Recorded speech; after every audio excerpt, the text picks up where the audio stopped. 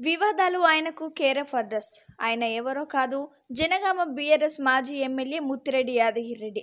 తాజాగా మరో వివాదంలోకి ఎంట్రీ ఇచ్చారు. దళిత బంధు ఇప్పిస్తానని 67 మంది దళితుల నుంచి ముత్తిరెడ్డి ₹1,00,000 తీసుకున్నాడని ఆరోపిస్తూ నర్మెట మండలంలోని ముత్తిరెడ్డి ఫామ్ హౌస్ను బాధితులు ముట్టడించారు. జనగామ మాజీ ఎమ్మెల్యే ముత్తిరెడ్డి యాదగిరెడ్డి దళిత బంధు ఇప్పిస్తానని చెప్పి డబ్బులు తీసుకొని మోసం చేశారంటూ ఆ నియోజకవర్గానికి చెందిన 67 మంది బాధితులు ఆరోపించారు. దళిత బంధు రానందున తన డబ్బులు తిరిగి ఇవ్వాలని అడిగితే అనుచరులతో బెదిరింపులకు పాల్పడుతున్నారని తెలిపారు. ఈ మేరకు నర్మెట మండలంలోని ముత్తిరెడ్డి ఫామ్ హౌస్ను బాధితులు ముట్టడించారు.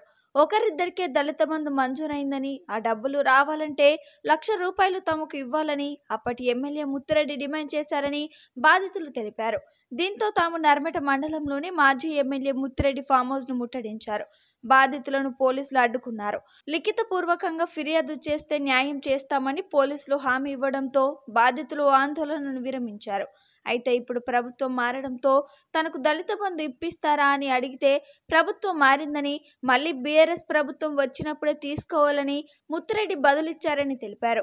ఇక దళిత బంధు రాదని గ్రహించి తన డబ్బులు తిరిగివ్వాలని కోరామని బాధితులు తెలిపారు.